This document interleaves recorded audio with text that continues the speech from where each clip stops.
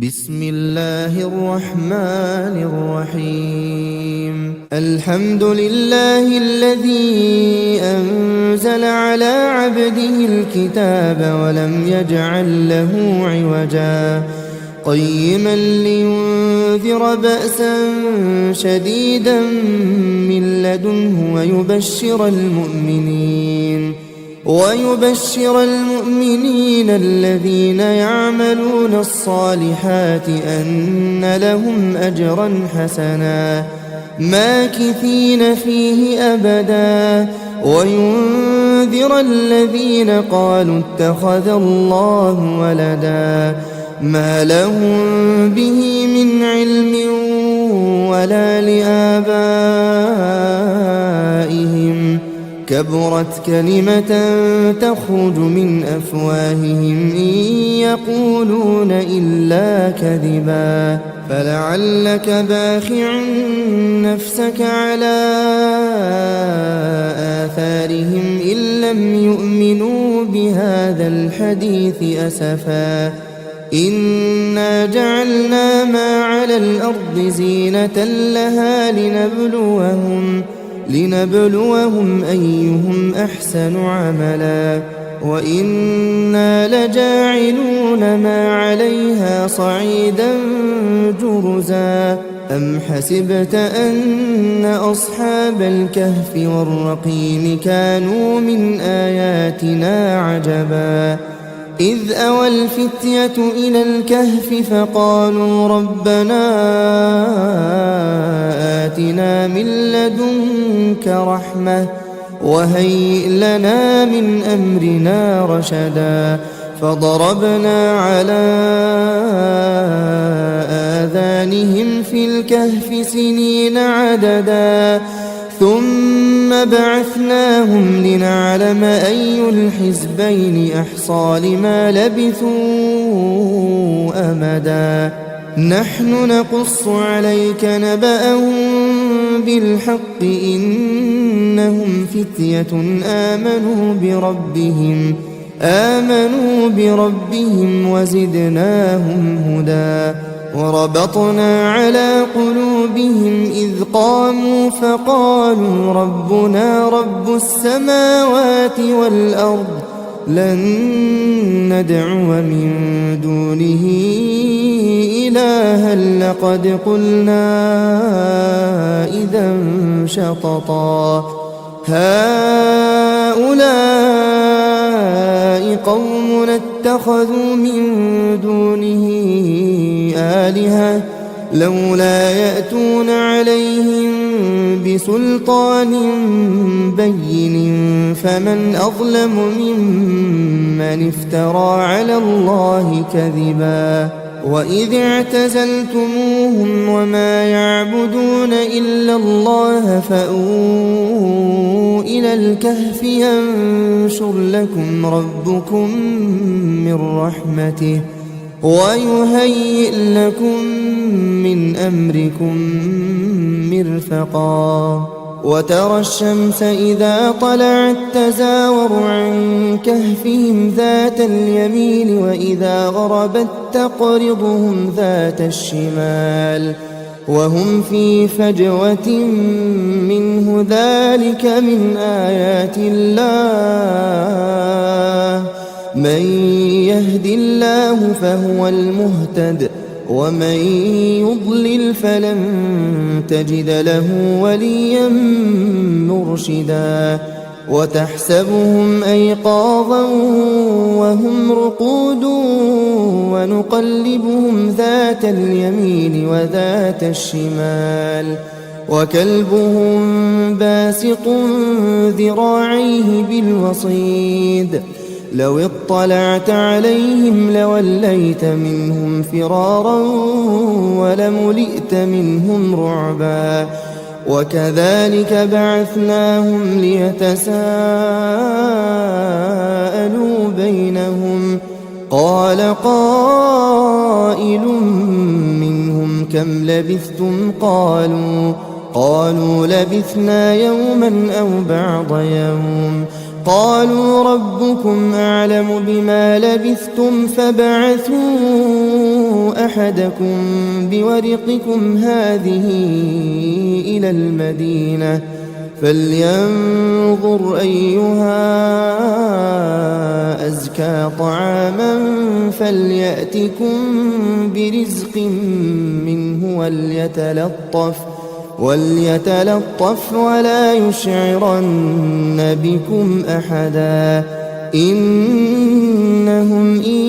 يظهروا عليكم يرجموكم أو يعيدوكم في ملتهم ولن تفلحوا إذا أبدا وكذلك أعثرنا عليهم ليعلموا أن وعد الله حق وأن الساعة لا ريب فيها إذ يتنازعون بينهم أمرهم فقالوا ابنوا عليهم بنيانا ربهم أعلم بهم قال الذين غلبوا على أمرهم لنتخذن عليهم مسجدا سيقولون ثلاثة رابعهم كلبهم ويقولون خمسة سادسهم كلبهم رجما بالغيب ويقولون سبعة وثامنهم كلبهم قل ربي أعلم بعدتهم ما يعلمهم إلا قليل فلا تمار فيهم إلا مراء ظاهرا ولا تستفت فيهم منهم أحدا ولا تقولن لشيء إني فاعل ذلك غدا إلا أن يشاء الله واذكر ربك إذا نسيت وقل عسى أن يهديني ربي لأقرب من هذا رشدا ولبثوا في كهفهم 300 سنين وازدادوا 9 قل الله أعلم بما لبثوا له غيب السماوات والأرض أبصر به وأسمع ما لهم من دونه من ولي ولا يشرك في حكمه أحدا واتل ما أوحي إليك من كتاب ربك لا مبدل لكلماته ولن تجد من دونه ملتحدا واصبر نفسك مع الذين يدعون ربهم بالغداة والعشي يريدون وجهه ولا تعد عيناك عنهم تريد زينة الحياة الدنيا ولا تطع من أغفلنا قلبه عن ذكرنا واتبع هواه وكان أمره فرطا وقل الحق من ربكم فمن شاء فليؤمن ومن شاء فليكفر إنا أعتدنا للظالمين نارا أحاط بهم سرادقها وإن يستغيثوا يغاثوا بماء كالمهل يشوي الوجوه بئس الشراب وساءت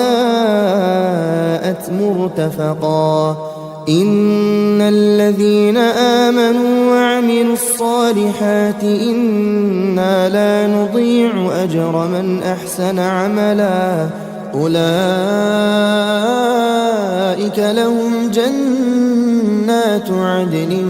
تجري من تحتهم الأنهار يحلون فيها من أساور من ذهب ويلبسون ثيابا خضرا من سندس واستبرق متكئين فيها على الأرائك نعم الثواب وحسنت مرتفقا واضرب لهم مثل الرجلين جعلنا لأحدهما جنتين من أعناب وحففناهما بنخل وجعلنا بينهما زرعا كلتا الجنتين آتت أكلها ولم تظلم منه شيئا وفجرنا خلالهما نهرا وكان له ثمر فقال لصاحبه وهو يحاوره أنا أكثر منك مالا وأعز نفرا ودخل جنته وهو ظالم لنفسه قال ما أظن أن تبيد هذه أبدا وما أظن الساعة قائمة ولئن رددت إلى ربي لأجدن خيرا منها منقلبا قال له صاحبه وهو يحاوره أكفرت بالذي خلقك من تراب ثم من نطفة ثم سواك رجلا لكن هو الله ربي ولا أشرك بربي أحدا ولولا إذ دخلت جنتك قلت ما شاء الله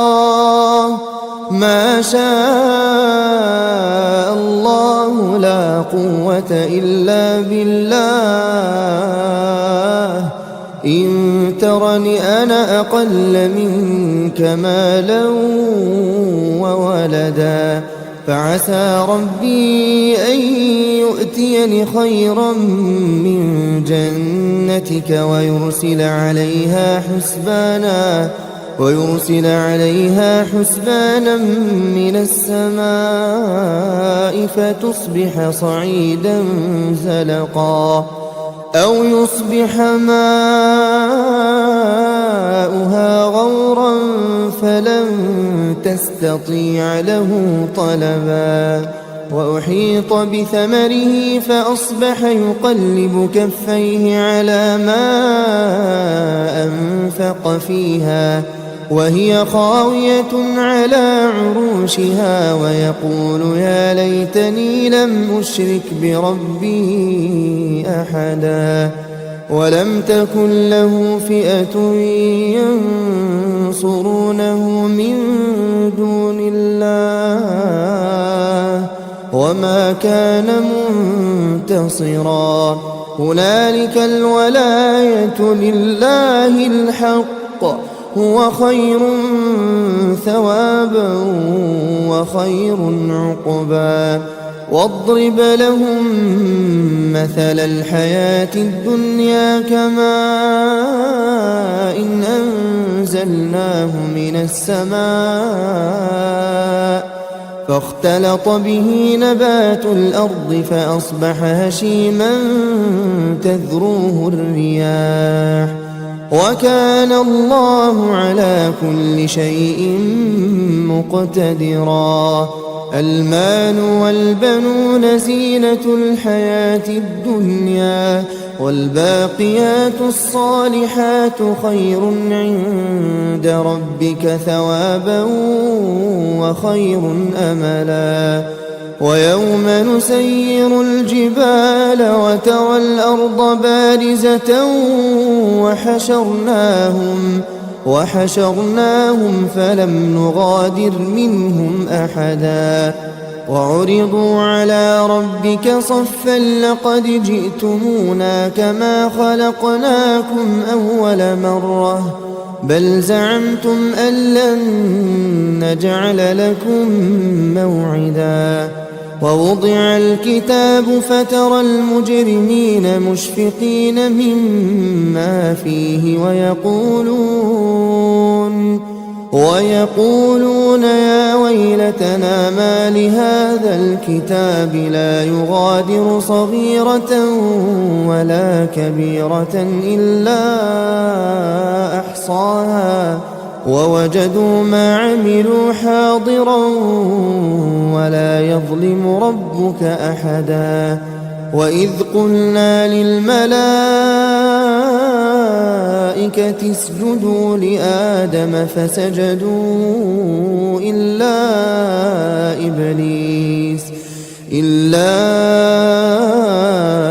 إبليس كان من الجن ففسق عن أمر ربه أفتتخذونه وذريته أولياء من دوني وهم لكم عدو بئس للظالمين بدلا ما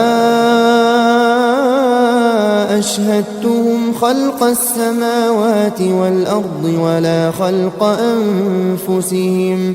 وما كنت متخذ المضلين عضدا ويوم يقول نادوا شركائي الذين زعمتم فدعوهم فلم يستجيبوا لهم وجعلنا بينهم موبقا ورأى المجرمون النار فظنوا أنهم مواقعوها ولم يجدوا عنها مصرفا ولقد صرفنا في هذا القرآن للناس من كل مثل وكان الإنسان أكثر شيء جدلا وما منع الناس أن يؤمنوا إذ جاءهم الهدى ويستغفروا ربهم إلا أن تأتيهم سنة الأولين أو يأتيهم العذاب قبلا وما نرسل المرسلين إلا مبشرين ومنذرين ويجادل الذين كفروا بالباطل ليدحضوا به الحق واتخذوا آياتي وما أنذروا هزوا ومن أظلم ممن ذكر بآيات ربه فأعرض عنها ونسي ما قدمت يداه إنا جعلنا على قلوبهم أكنة أن يفقهوه وفي آذانهم وقرا وإن تدعهم إلى الهدى فلن يهتدوا إذا أبدا وربك الغفور ذو الرحمة لو يؤاخذهم بما كسبوا لعجل لهم العذاب بل لهم موعد لن يجدوا من دونه موئلا وتلك القرى أهلكناهم لما ظلموا وجعلنا لمهلكهم موعدا وإذ قال موسى لفتاه لا أبرح حتى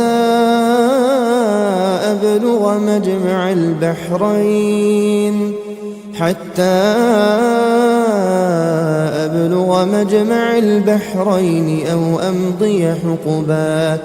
فلما بلغا مجمع بينهما نسيا حوتهما فاتخذ سبيله في البحر سربا فلما جاوزا قال لفتاه آتنا غداءنا لقد لقينا من سفرنا هذا نصبا قال أرأيت إذ أوينا إلى الصخرة فإني نسيت الحوت وما أنسانيه إلا الشيطان أن أذكره واتخذ سبيله في البحر عجبا قال ذلك ما كنا نبغي فارتدا على آثارهما قصصا فوجدا عبدا من عبادنا آتيناه رحمة من عندنا وعلمناه من لدنا علما قال له موسى هل أتبعك على أن تعلمني مما علمت رشدا قال إنك لن تستطيع معي صبرا وكيف تصبر على ما لم تحط به خبرا قال ستجدني إن شاء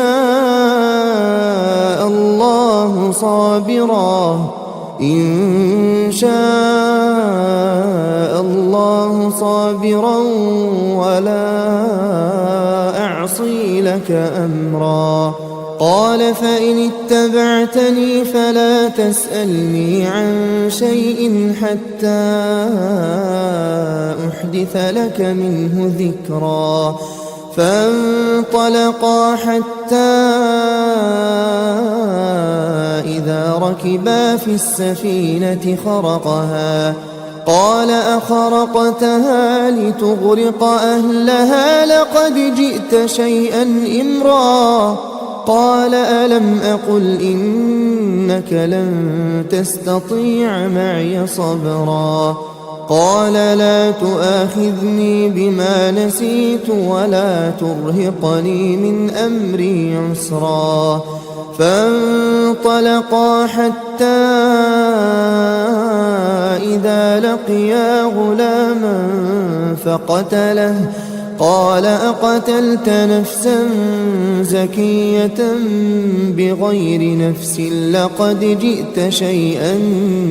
نكرا قال ألم أقل لك إنك لن تستطيع معي صبرا قال إن سألتك عن شيء بعدها فلا تصاحبني قد بلغت من لدني عذرا فانطلقا حتى إذا أتيا أهل قرية استطعما أهلها فأبوا أن يضيفوهما فوجدا فيها جدارا يريد أن ينقض فأقامه قال لو شئت لاتخذت عليه أجرا قال هذا فراق بيني وبينك سأنبئك بتأويل ما لم تستطع عليه صبرا أما السفينة فكانت لمساكين يعملون في البحر فأردت أن أعيبها وكان وراءهم ملك يأخذ كل سفينة غصبا وأما الغلام فكان أبواه مؤمنين فخشينا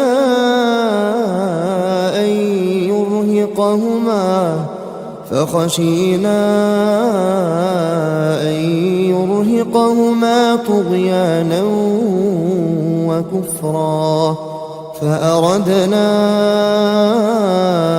أن يبدلهما ربهما خيرا منه زكاة وأقرب رحما وأما الجدار فكان لغلامين يتيمين في المدينة وكان تحته كنز لهما وكان أبوهما صالحا فأراد ربك أن يبلغا أشدهما ويستخرجا كنزهما رحمة من ربك وما فعلته عن أمري ذلك تأويل ما لم تسطع عليه صبرا ويسألونك عن ذي القرنين قل سأتلو عليكم منه ذكرا إنا مكنا له في الأرض وآتيناه من كل شيء سببا فأتبع سببا حتى إذا بلغ مغرب الشمس وجدها تغرب في عين حمئة ووجد عندها قوما قلنا يا ذا القرنين إما أن تعذب وإما أن تتخذ فيهم حسنا قال أما من ظلم فسوف نعذبه ثم يرد إلى ربه فيعذبه عذابا نكرا وأما من آمن وعمل صالحا فله جزاء الحسنى وسنقول له من أمرنا يسرا ثم أتبع سببا حتى إذا بلغ مطلع الشمس وجدها تطلع على قوم لم نجعل لهم من دونها سترا كذلك وقد أحطنا بما لديه خبرا ثم أتبع سببا حتى إذا بلغ بين السدين وجد من دونهما قوما لا يكادون يفقهون قولا قالوا يا ذا القرنين إن يأجوج ومأجوج مفسدون في الأرض فهل نجعل لك خرجا على أن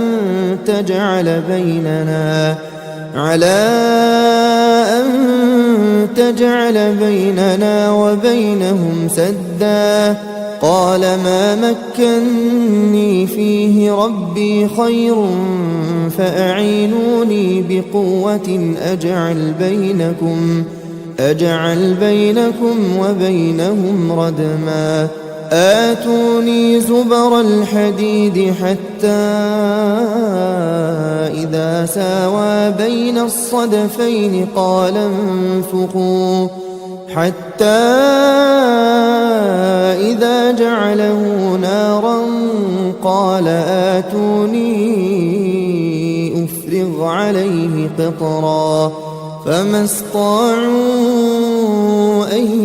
يظهروه وما استطاعوا له نقبا قال هذا رحمة من ربي فإذا جاء وعد ربي جعله دكاء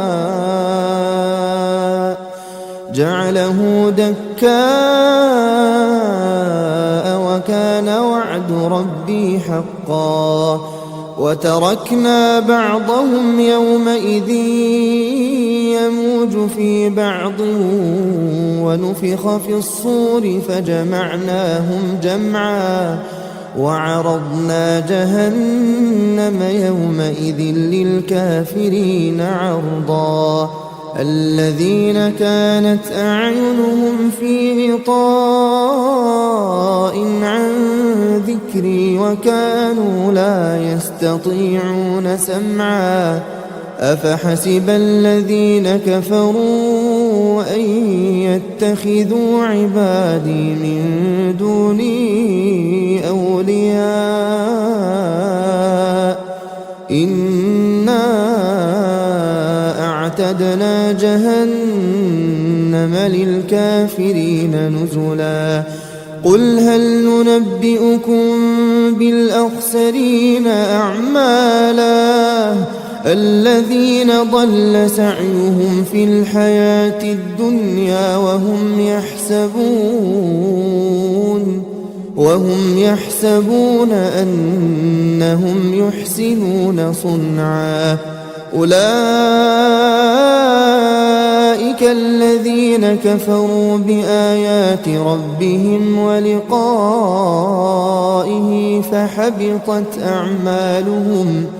فحبطت أعمالهم فلا نقيم لهم يوم القيامة وزنا ذلك جزاؤهم جهنم بما كفروا واتخذوا آياتي ورسلي هزوا إن الذين آمنوا وعملوا الصالحات كانت لهم جنات الفردوس نزلا خالدين فيها لا يبغون عنها حولا قل لو كان البحر مدادا لكلمات ربي لنفد البحر قبل أن تنفد كلمات ربي ولو جئنا بمثله مددا قل إنما أنا بشر مثلكم يوحى إلي أنما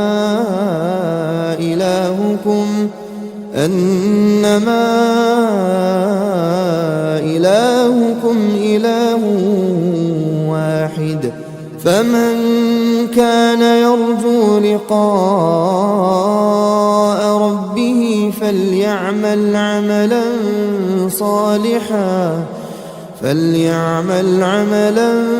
صالحا ولا يشرك بعبادة ربه أحدا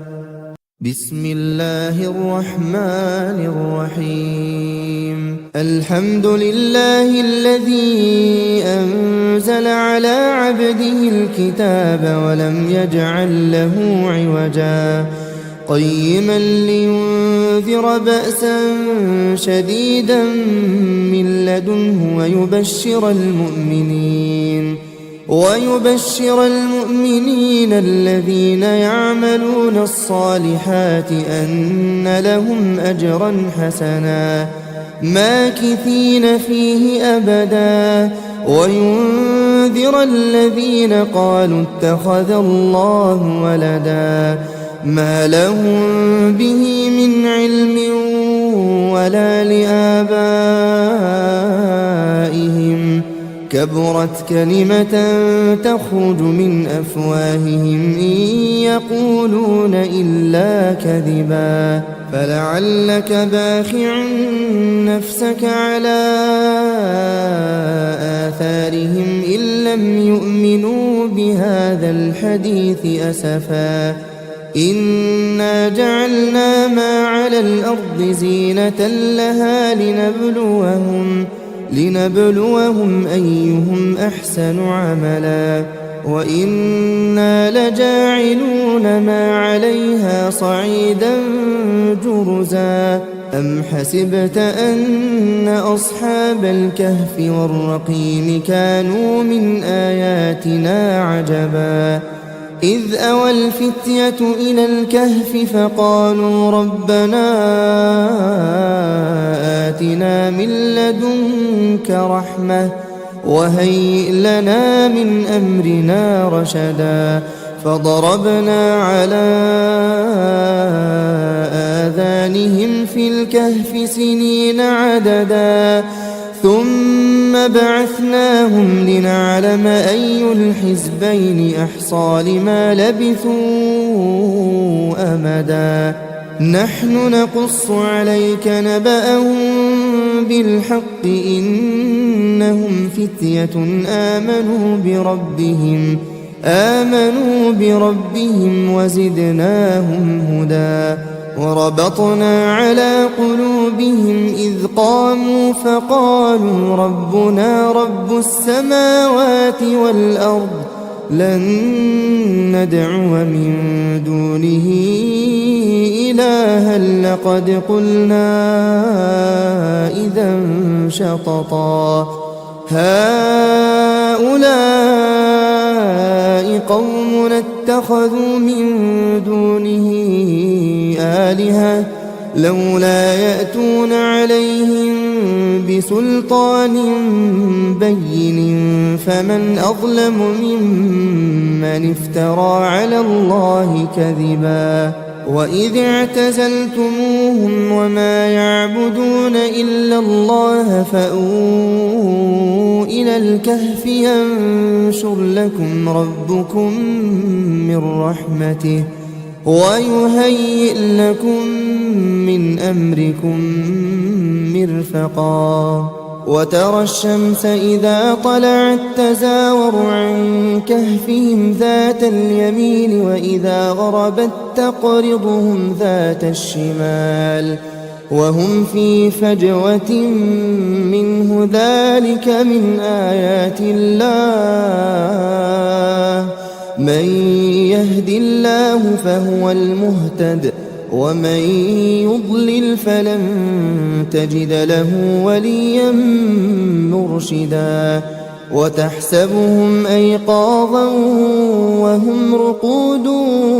ونقلبهم ذات اليمين وذات الشمال وكلبهم باسط ذراعيه بالوصيد لو اطلعت عليهم لوليت منهم فرارا ولملئت منهم رعبا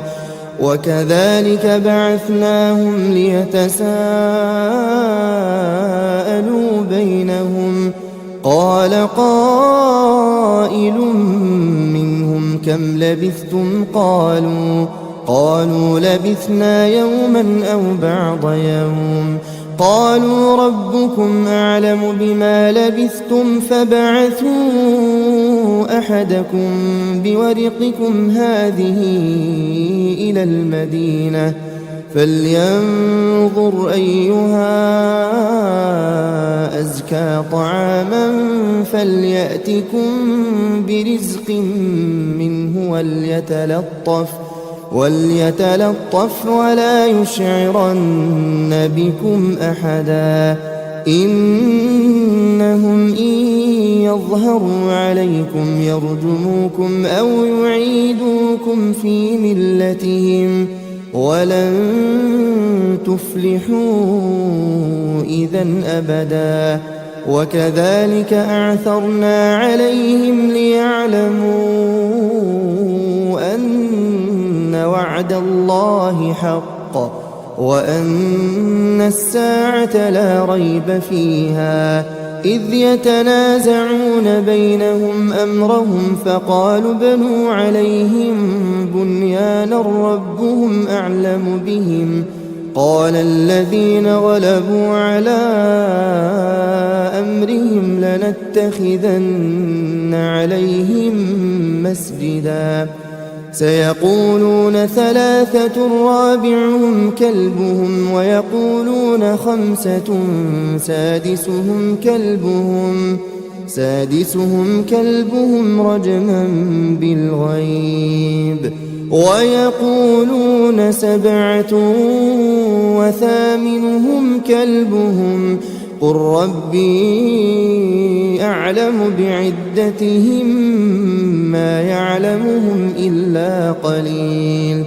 فلا تمار فيهم إلا مراء ظاهرا ولا تستفت فيهم منهم أحدا ولا تقولن لشيء إني فاعل ذلك غدا إلا أن يشاء الله. واذكر ربك إذا نسيت وقل عسى أن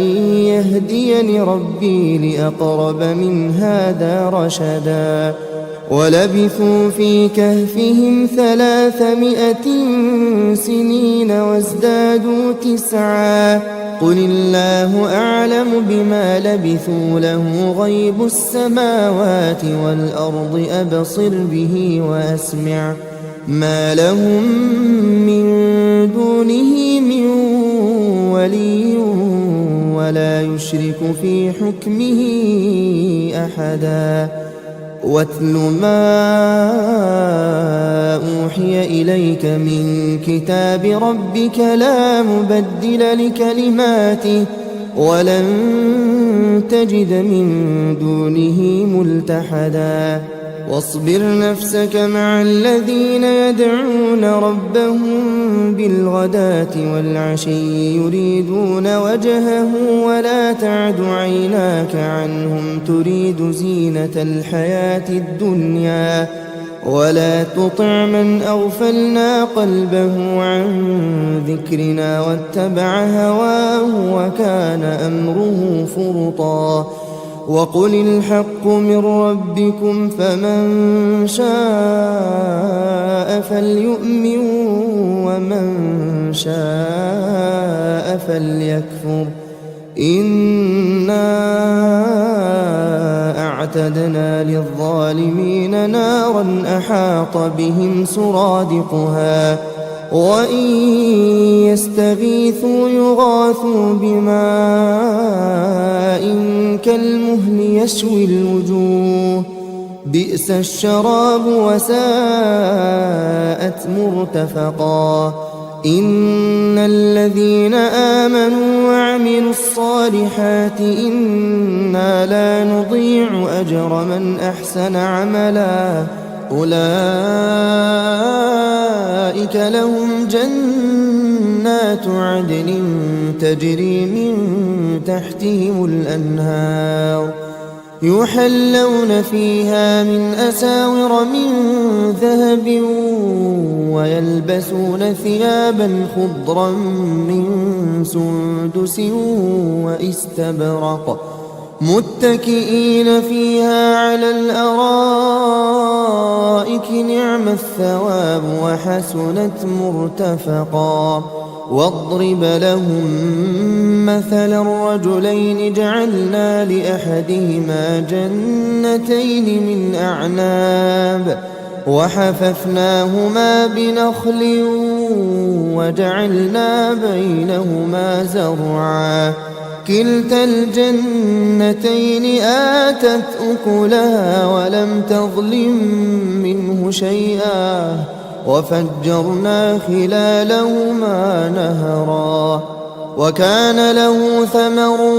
فقال لصاحبه وهو يحاوره أنا أكثر منك مالا وأعز نفرا. ودخل جنته وهو ظالم لنفسه قال ما أظن أن تبيد هذه أبدا وما أظن الساعة قائمة ولئن رددت إلى ربي لأجدن خيرا منها منقلبا.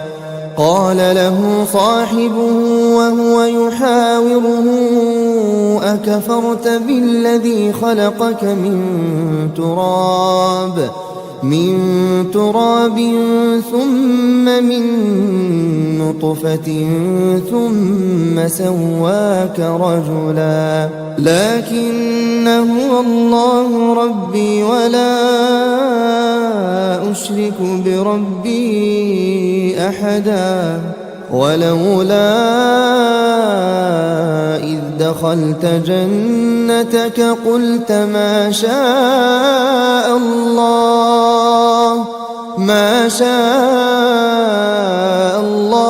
لا قوة إلا بالله إن ترني أنا أقل منك مالا وولدا فعسى ربي أن يؤتيني خيرا من جنتك ويرسل عليها حسبانا من السماء فتصبح صعيدا زلقا أو يصبح ماؤها غورا فلن تستطيع له طلبا وأحيط بثمره فأصبح يقلب كفيه على ما أنفق فيها وهي خاوية على عروشها ويقول يا ليتني لم أشرك بربي أحدا ولم تكن له فئة ينصرونه من دون الله وما كان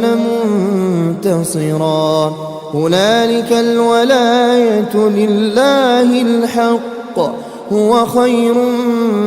ثوابا وخير عقبا واضرب لهم مثل الحياة الدنيا كماء إن أنزلناه من السماء فاختلط به نبات الأرض فأصبح هشيما تذروه الرياح وكان الله على كل شيء مقتدرا المال والبنون زينة الحياة الدنيا والباقيات الصالحات خير عند ربك ثوابا وخير أملا ويوم نسير الجبال وترى الأرض بارزة وحشرناهم فلم نغادر منهم أحدا وعرضوا على ربك صفا لقد جئتمونا كما خلقناكم أول مرة بل زعمتم أن لن نجعل لكم موعدا ووضع الكتاب فترى المجرمين مشفقين مما فيه ويقولون يا ويلتنا ما لهذا الكتاب لا يغادر صغيرة ولا كبيرة إلا أحصاها ووجدوا ما عملوا حاضرا ولا يظلم ربك أحدا وإذ قلنا للملائكة اسجدوا لآدم فسجدوا إلا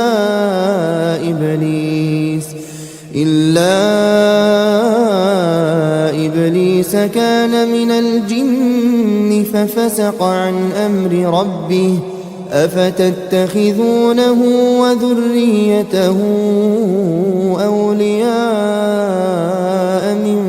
دوني وهم لكم عدو بئس للظالمين بدلا ما أشهدتهم خلق السماوات والأرض ولا خلق أنفسهم وما كنت متخذ المضلين عضدا ويوم يقول نادوا شركائي الذين زعمتم فدعوهم فلم يستجيبوا لهم وجعلنا بينهم موبقا ورأى المجرمون النار فظنوا أنهم مواقعوها ولم يجدوا عنها مصرفا ولقد صرفنا في هذا القرآن للناس من كل مثل وكان الإنسان أكثر شيء جدلا وما منع الناس أن يؤمنوا إذ جاءهم الهدى ويستغفروا ربهم إلا أن تأتيهم سنة الأولين أو يأتيهم العذاب قبلا وما نرسل المرسلين إلا مبشرين ومنذرين ويجادل الذين كفروا بالباطل ليدحضوا به الحق واتخذوا آياتي وما أنذروا هزوا ومن أظلم ممن ذكر بآيات ربه فأعرض عنها ونسي ما قدمت يداه إنا جعلنا على قلوبهم أكنة أن يفقهوه وفي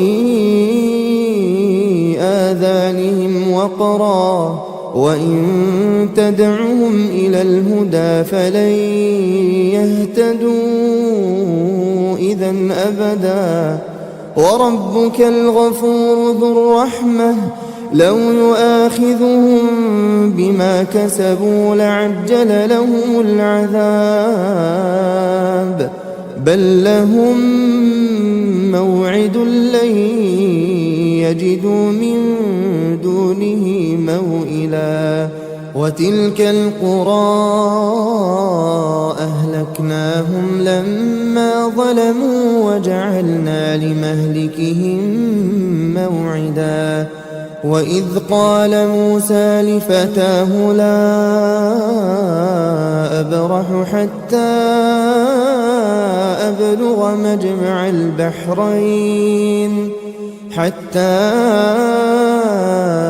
أبلغ مجمع البحرين أو أمضي حقبا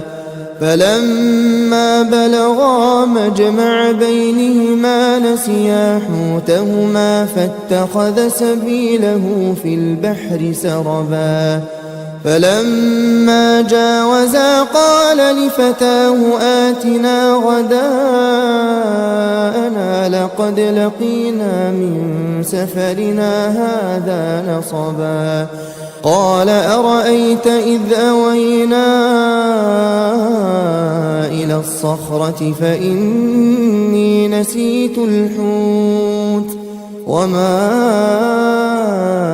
أنسانيه إلا الشيطان أن أذكره واتخذ سبيله في البحر عجبا قال ذلك ما كنا نبغي فارتدا على آثارهما قصصا فوجدا عبدا من عبادنا آتيناه رحمة من عندنا وعلمناه من لدنا علما قال له موسى هل أتبعك على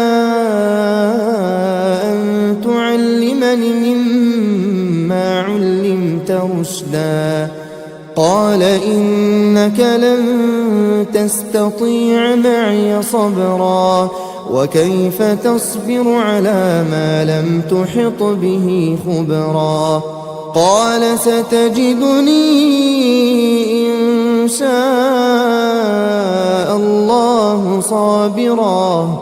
إن شاء الله صابرا ولا أعصي لك أمرا قال فإن اتبعتني فلا تسألني عن شيء حتى أحدث لك منه ذكرا فانطلقا حتى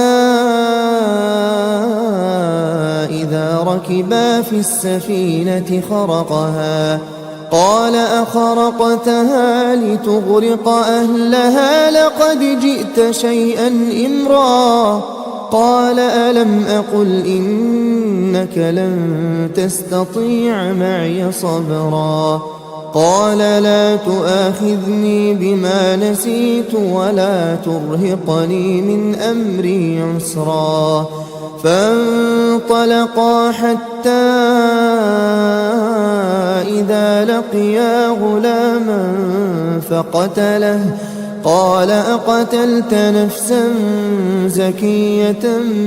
بغير نفس لقد جئت شيئا نكرا قال ألم أقل لك إنك لن تستطيع معي صبرا قال إن سألتك عن شيء بعدها فلا تصاحبني قد بلغت من لدني عذرا فانطلقا حتى إذا أتيا أهل قرية استطعما أهلها فأبوا أن يضيفوهما فوجدا فيها جدارا يريد أن ينقض فأقامه قال لو شئت لاتخذت عليه أجرا قال هذا فراق بيني وبينك سأنبئك بتأويل ما لم تستطع عليه صبرا أما السفينة فكانت لمساكين يعملون في البحر فأردت أن أعيبها وكان وراءهم ملك يأخذ كل سفينة غصبا وأما الغلام فكان أبواه مؤمنين فخشينا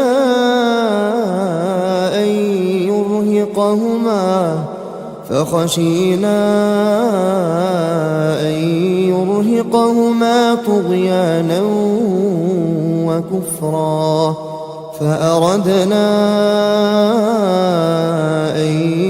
يبدلهما ربهما خيرا منه زكاة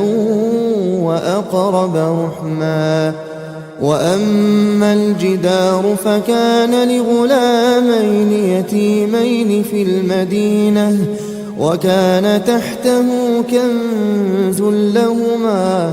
وكان أبوهما صالحا فأراد ربك أن يبلغا أشدهما ويستخرجا كنزهما رحمة من ربك وما فعلته عن أمري ذلك تأويل ما لم تسطع عليه صبرا ويسألونك عن ذي القرنين قل سأتلو عليكم منه ذكرا إنا مكنا له في الأرض وآتيناه من كل شيء سببا فأتبع سببا حتى إذا بلغ مغرب الشمس وجدها تغرب في عين حمئة ووجد عندها قوما قلنا يا ذا القرنين إما أن تعذب وإما أن تتخذ فيهم حسنا قال أما من ظلم فسوف نعذبه ثم يرد إلى ربه فيعذبه عذابا نكرا وأما من آمن وعمل صالحا فله جزاء الحسنى وسنقول له من أمرنا يسرا ثم أتبع سببا حتى إذا بلغ مطلع الشمس وجدها تطلع على قوم لم نجعل لهم من دونها سترا كذلك وقد أحطنا بما لديه خبرا ثم أتبع سببا حتى إذا بلغ بين السدين وجد من دونهما قوما لا يكادون يفقهون قولا قالوا يا ذا القرنين إن يأجوج ومأجوج مفسدون في الأرض فهل نجعل لك خرجا على أن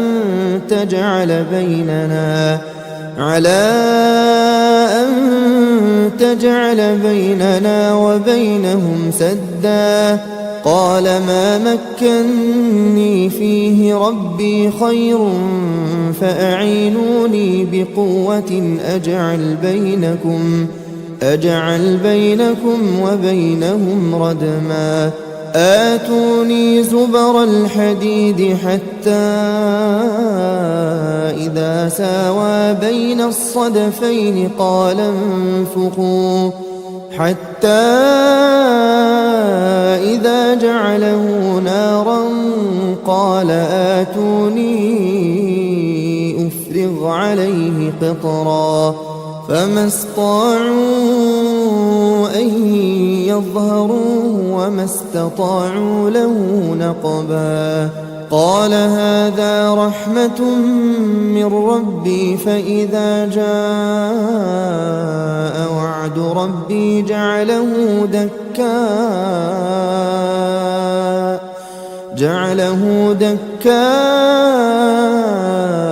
وكان وعد ربي حقا وتركنا بعضهم يومئذ يموج في بعض ونفخ في الصور فجمعناهم جمعا وعرضنا جهنم يومئذ للكافرين عرضا الذين كانت أعينهم في غطاء عن ذكري وكانوا لا يستطيعون سمعا أفحسب الذين كفروا أن يتخذوا عبادي من دوني أولياء إنا أعتدنا جهنم للكافرين نزلا قل هل ننبئكم بالأخسرين أعمالا الذين ضل سعيهم في الحياة الدنيا وهم يحسبون أنهم يحسنون صنعا أولئك الذين كفروا بآيات ربهم ولقائه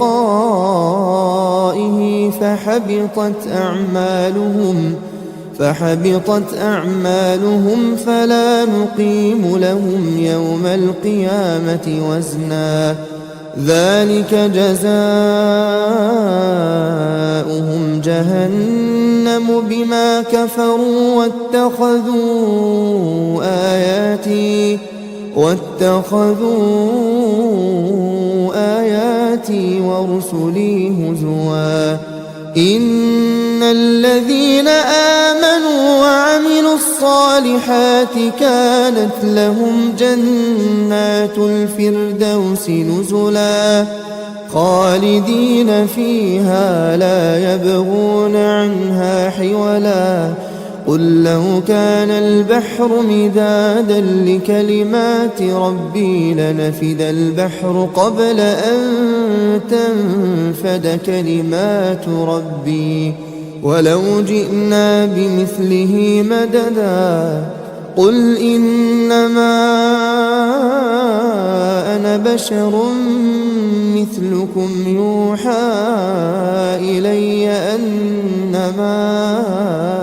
إلهكم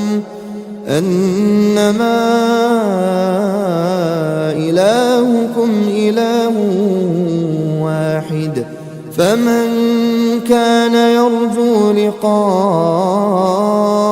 ربه فليعمل عملا